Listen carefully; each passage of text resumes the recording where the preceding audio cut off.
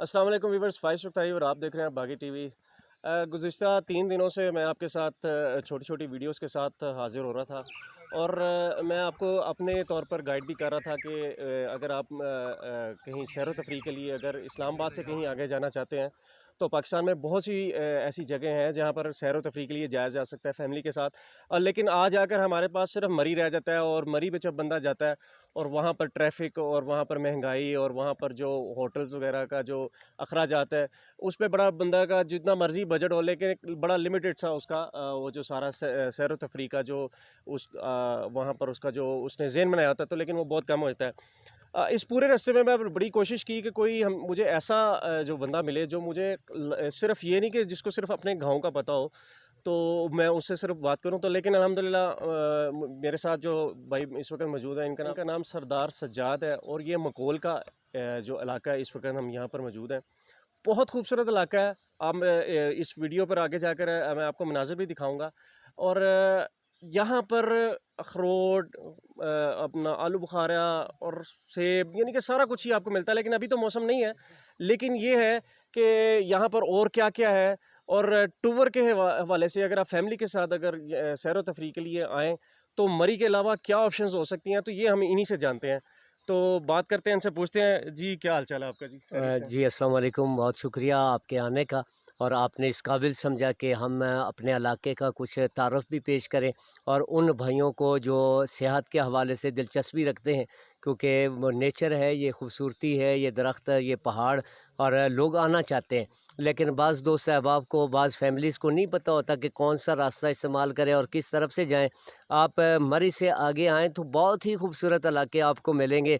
आप बरास्ता इस्लामाबाद, बाराकऊ और मरी की तरफ से आते हैं तो वो अयूबिया, खानसपुर और डुंगा गली और नथिया गली और बाड़ा गली ये आपको मिलेंगे इस ट्रैक से अगर आप आएँ। अगर आप इस्लामाबाद हज़ारा एक्सप्रेस वे की तरफ से आते हैं तो हवेलियाँ से ऊपर आप आएँ तो आपको दीवाल के करीब सजकोट आबशार मिलेगी।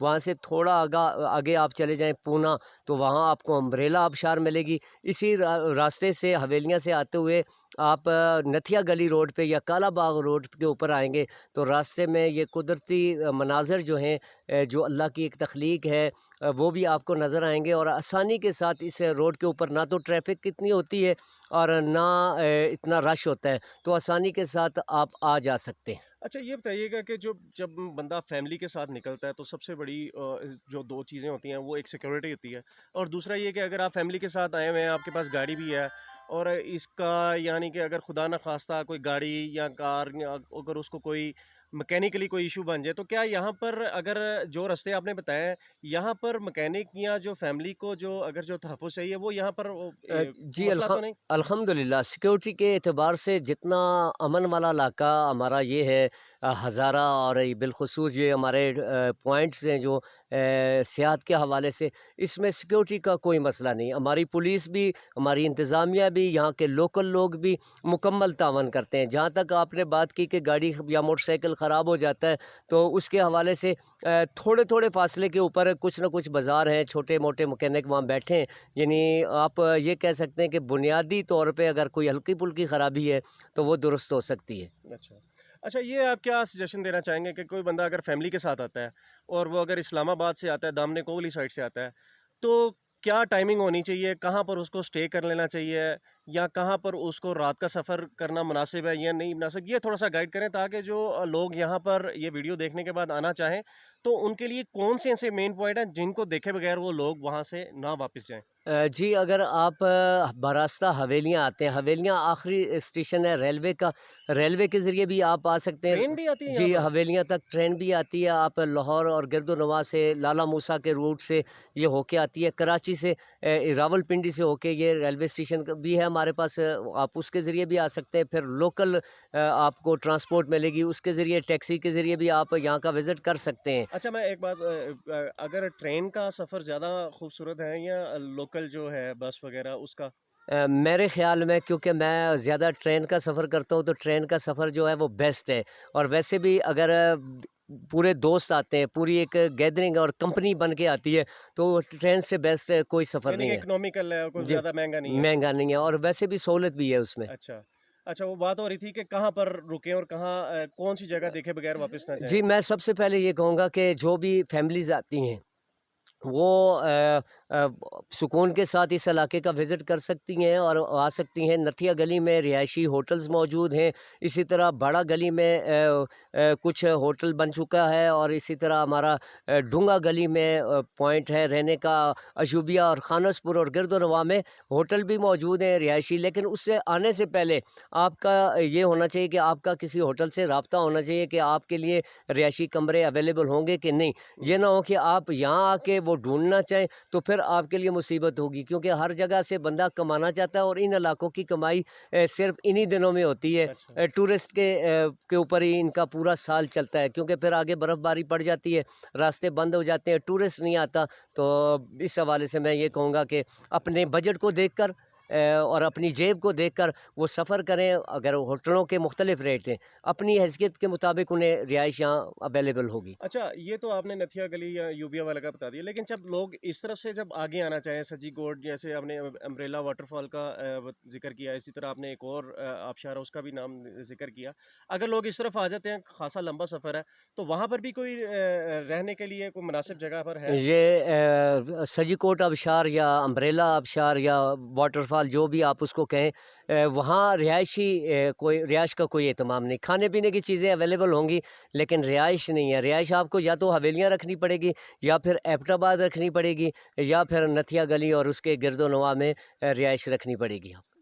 अच्छा, जो टूरिस्ट या जो फैमिलीज़ यहाँ पर आना चाहें, आप उनको क्या कहेंगे एहतियाती तौर पर उनको कौन-सी ऐसे जो है अपने साथ इंतज़ामात रखने चाहिए जिसकी वज़ह से उनको जो है एक अच्छा सफ़र यहाँ पर कर सकें? कोई एहतियाती तदाबीर के हवाले से आप ज़रूर बताएँ। इस माहौल के टाइम पे भी मैं साथ में ये ज़िक्र कर दूं कि अगर कोरोना है तो एसओपीज़ के ऊपर अपना मास्क पहने और ये ज़रूरियात तो ज़रूरी हैं। लेकिन इसके अलावा अपने साथ गर्म लिबास लाएं। जैसे ये मैंने इस वक्त भी यहाँ का रिहायशी हूँ और मैंने कोट पहना हुआ है। यहाँ के मौसम का किसी वक्त भी तब्दील हो सकता है, ठंड हो सकती है, ओले पड़ सकते हैं, बारिश हो सकती है। उस हवाले से भी आप अपने साथ गर्म लिबास, चादरें और जो हमारी बहनें, जो हमारी बेटियां दीगर शहरों से आएँ, यहाँ का माहौल और यहाँ के कल्चर के मुताबिक अपने आप को ढाल लें, क्योंकि सर के ऊपर चादर करना और बापर्दा रहना, इससे एक तो उनकी इज़्ज़त में भी इज़ाफ़ा होगा और यहाँ का कल्चर जो है वो भी मुतासर नहीं होगा। मुझे ना एक बड़ी अहम बात याद आई इस मौके पे। हम किसी जगह पर हम भी दोस्त वगैरह घूमने गए हुए थे। वहाँ पर एक स्कूल का ट्रिप था और बड़े अफ़सोस की बात है और बड़ा दुःख हुआ देख के, एक बच्ची वो किसी पत्थर से नीचे गिर गई। अब वो पूरा स्कूल था, गर्ल्स का हाई स्कूल था। पूरे स्कूल की एक पूरी 3-4 कोस्टर्स थीं। किसी एक लड़की के पास इतनी चादर नहीं थी कि वो जो लड़की नीचे गिर गई है उसके ऊपर वो चादर दे दें। तो ये वो बड़ा ही अफ़सोसनाक मंज़र था। तो मेरा ख़्याल है एहतियाती तौर पर जो भाई ने ज़िक्र किया कि बहुत ज़रूरी है कि जिस तरह लाहौर के फ़ैशन का नहीं पता लगता, इस तरह यहाँ के मौसम का नहीं पता लगता। तो मेरा ख़्याल है कि ये एक बहुत ज़रूरी चीज़ है कि चादर कम से कम और गर्म कपड़े साथ होने चाहिए। जी, मैं तमाम दोस्त अहबाब से बिलख़ुसूस वो नौजवान जो हमारे मुल्क और कौम का और मिल्लत का सरमाया है, क्योंकि इस मुल्क की ज़्यादा आबादी यूथ पे मुश्तमिल है। मैं नौजवान भाइयों से, नौजवान दोस्तों से जिनके जिस्म में गर्म खून दौड़ता है, उनसे यही गुज़ारिश करूँगा कि आपने दरियाओं के अंदर छलांगें नहीं लगानी, वहाँ नहाना नहीं है। नहाने के लिए अलग अगर कोई पॉइंट है तो उसके अंदर जाएँ। जैसे हज़ारा आबशार है, यहाँ बिल्कुल लिखा हुआ है, बाहर बोर्ड लगा हुआ है कि इसके अंदर आपने जाना नहीं है, इस हद से आगे बढ़ना नहीं है, क्योंकि ये वाटरफॉल जो है ये 13 से 14 इंसानी जानें खा चुकी है। तो मैं तमाम नौजवानों से, अपने पाकिस्तानी भाइयों से, ला इलाहा इल्लल्लाह मुहम्मद रसूलुल्लाह पढ़ने वालों से यही गुज़ारिश करूँगा कि अपनी ज़िंदगियों की हिफाज़त करें, पानियों और दरियाओं के अंदर छलांगें ना लगाएँ, क्योंकि जब आप वहाँ जाएँगे तो पीछे आपके वालिदैन जो आपका रात देखते होंगे, वहाँ आपकी डेड बॉडी जाएगी। तो उनके ऊपर क्या बीतेगी, इन चीज़ों को भी आप मद्देनज़र रखें। ज़रूर आएँ, इस इलाके की सैर करें, इसकी खूबसूरती को एन्जॉय करें, यहाँ के मौसम को एन्जॉय करें, यहाँ के लोगों से मिलें और यहाँ खूबसूरती अल्लाह रब्बुल आलमीन ने बेतहाशा दी है। यहाँ हर किस्म के, जैसे आपने ज़िक्र किया, यहाँ हमारे बागात समझ लें कुदरती अल्लाह ने बहुत से दरख्त पैदा कर रखे हैं जो फल देते हैं, सेब हो गया, खुबानी हो गई, आड़ू हो गया, आलू बुखारा हो गया, अंजीर भी यहाँ पैदा होते हैं। ये अल्लाह की नेमतें हैं, उनसे भी इस्तेफ़ादा करें, लेकिन साथ में इस कल्चर का ज़रूर ख़्याल रखें कि यहाँ आने के बाद आपकी वजह से कोई डिस्टर्बिंग पैदा ना हो, आपके साथ कोई बदतमीज़ी ना हो। ये हम सब का मुल्क है, हमने इस मुल्क को तरक्की देनी है और सफाई का ख़ास ख़्याल रखें। जी, बिल्कुल, बहुत अच्छी बात की आपने। क्योंकि आप ये जो लम्हे होते हैं, जो ये आप गुज़ारते हैं, ये यादगार के तौर पे होते हैं और यहाँ पर आप तफ़रीह के लिए आते हैं, ना कि किसी ज़हमत का बायस बने। जी, और मेरा ख़्याल है जो यहाँ पर लोग डूबते हैं, वो मुकामी नहीं, जो लोग सैर के लिए आते हैं, जी, जी। वो लोग यहाँ पर ज़्यादातर डूबते हैं। तो इसके साथ-साथ जो आपने बात की कि यहाँ का जो माहौल है या यहाँ के जो फल हैं, उसको इस्तेमाल करें, लेकिन मैं यही कहूँगा कि पूछ के इस्तेमाल करें। ये नहीं कि आप जिस मर्ज़ी दरख्त पे लटक जाएँ और शुरू हो जाएँ। तो इन चीज़ों से भी बचना चाहिए। तो ये यहाँ की सूरत-ए-हाल है और ये मैंने आपको बताया कि अगर आप तफ़रीह के लिए आना चाहते हैं तो सिर्फ़ मरी ही नहीं है, पाकिस्तान भरा पड़ा है। अगर आप नॉर्दर्न एरियाज़ में जाएँ तो पूरे का पूरा पट्टी जो ये सारी नॉर्दर्न एरियाज़ की है, यहाँ पर बहुत सी बेशुमार जगह हैं, लेकिन एक्सप्लोर करने की ज़रूरत है।